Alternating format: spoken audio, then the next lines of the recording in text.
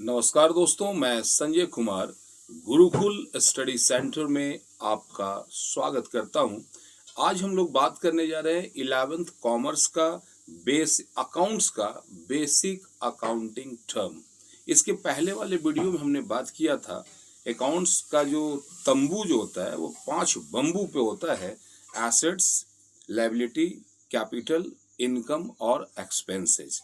ये 5 वर्ड पे हमने विशेष चर्चा किया था। आज हम लोग बात करेंगे 5 कुछ और नए शब्द पे।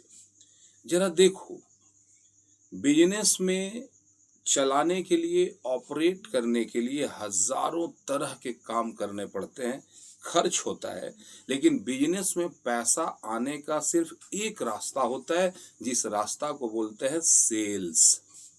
अगर मान लो कि आपके पास बहुत सारा सामान है, लेकिन अगर वो मार्केट में लोग डिमांड ही नहीं करें, लोग उसको खरीदे ही नहीं, तो क्या लगता है कंपनी आगे बढ़ पाएगा? नहीं। सेल वर्ड ध्यान देना, सेल का जस्ट ऑपोजिट वर्ड होता है, उसको बोलते हैं परचेज। परचेज जब करोगे तो कोई सामान तेरे पास आएगा, और जब सेल करोगे तो वो सामान आपके पास से दूर जाएगा। ध्यान देना, हर बात को जोड़ना कैश से। क्लियर है? कैश का मतलब क्या? मनी, जिसके अगेंस्ट में आप किसी भी गुड्स और प्रोडक्ट को बाई करते हैं। क्लियर है? अब जरा सोचो, नॉर्मली बाजार में जब हम लोग जाते हैं ना, तो हम लोग 3 चीज खरीदते हैं। पहला कोई गुड्स, दूसरा एसेट्स और तीसरा सर्विसेज। सर्विस, गुड्स का मतलब क्या होगा समझो, जिस चीज का भी आप बिजनेस करते हो उस चीज को हम लोग कॉमर्स की दुनिया में गुड्स कहते हैं। ध्यान देना, जैसे मान लो कोई कपड़े का दुकानदार है, तो कपड़ा का दुकानदार कपड़ा बेचेगा, तो वो कपड़ा जो है उसके लिए गुड्स हुआ। कोई मान लो स्टेशनरी वाला दुकान है, तो वो किताब, कॉपी, पेन वेन, स्टेशनरी आइटम बेचेगा, तो ये जो स्टेशनरी आइटम है ये उसके लिए गुड्स हुआ। कहने की बात है कि आप जिस चीज का भी बिजनेस करो, गुड्स का मतलब समझ में आया? दुनिया का हर वो चीज, जिस चीज का आप बिजनेस करते हो, जिसको खरीदते ही इसलिए हो क्योंकि आगे चल के उसको बेचना है, अगर ये आपके दिमाग में पर्पस है तो इसका मतलब वो चीज आपके लिए गुड्स है। क्लियर?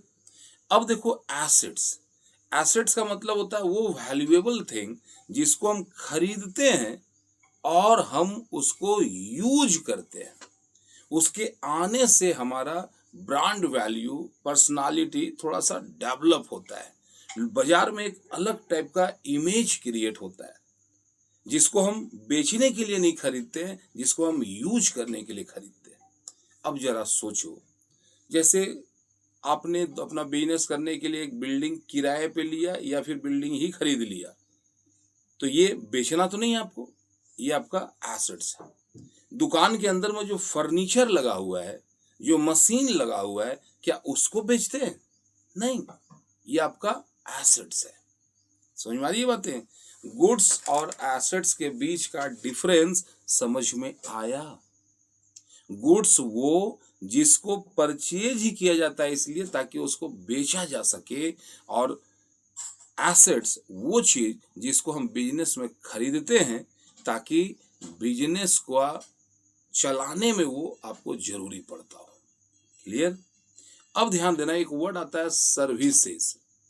3 चीज, या तो हम गुड्स खरीदेंगे, एसेट्स खरीदेंगे, या फिर सर्विसेज। सर्विसेज का मतलब क्या?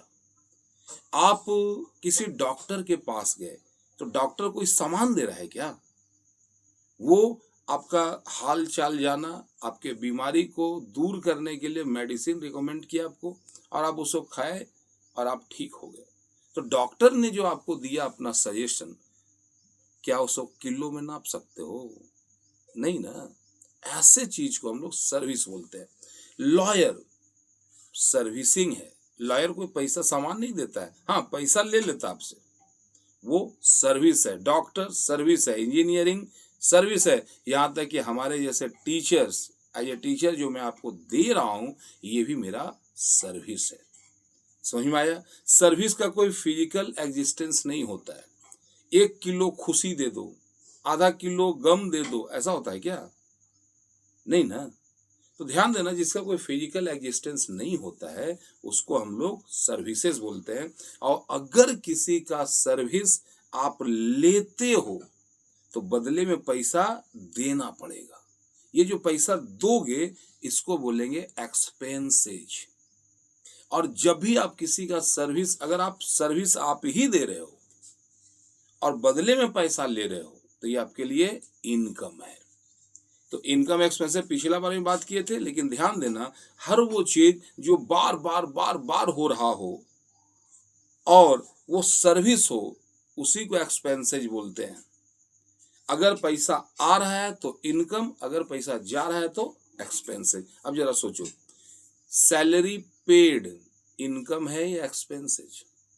Rent paid, commission paid, donation paid, advertisement paid, जिसके भी आजू बाजू में लग जाए पेड, इसका मतलब है कि वो एक्सपेंसेज है।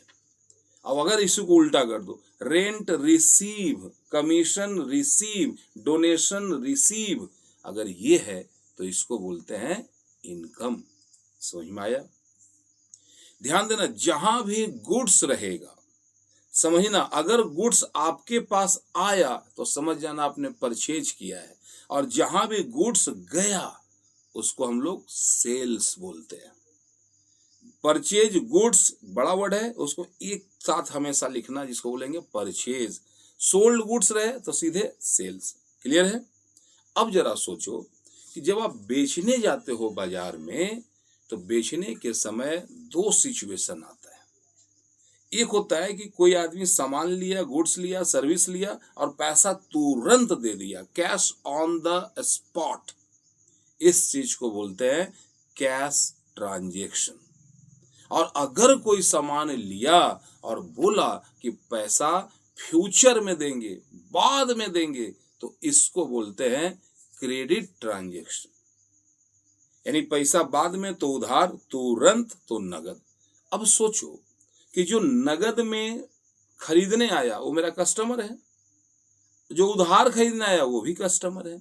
लेकिन कॉमर्स की दुनिया में जो वैसा कस्टमर जो आपसे उधार माल खरीदता है उसको हम लोग डेटर कहते हैं, यानी देनदार कहते हैं। ये डेटर डेटर डेटर बार बार आएगा आपके दिमाग में। बेसिक कॉन्सेप्ट रख लेना कि ये डेटर मतलब वो ग्राहक जो भविष्य में आपको पैसा देगा लेकिन सामान अभी ले जा चुका है। जब हम उधार माल बेचते हैं तो उधार माल खरीदते भी तो होंगे। तो ध्यान देना, जिस सप्लायर से हम उधार माल खरीदते हैं उसको हम लोग क्रेडिटर कहते हैं। इस वीडियो में हमने 5 फिर से बात किया। क्या किया? तो गुड्स क्या होता है, एसेट्स क्या होता है, सर्विसेज क्या होता है, और साथ ही साथ डेटर क्या होता है और क्रेडिटर क्या होता है। आशा करते हैं ये चीजें आपको समझ में आई होंगी, और चैनल सब्सक्राइब जरूर कर लेंगे, बेल आइकन को भी प्रेस कर देना। इसी तरह से छोटा छोटा वीडियो बनाते रहूंगा ताकि आपके दिमाग में बेसिक कॉन्सेप्ट क्लियर हो सके। आपने बहुत ही प्रेम और शांति से मेरी बातों को सुना, आपको दिल से धन्यवाद करते हैं। मिलते हैं अगले क्लास में। जय हिंद, जय भारत।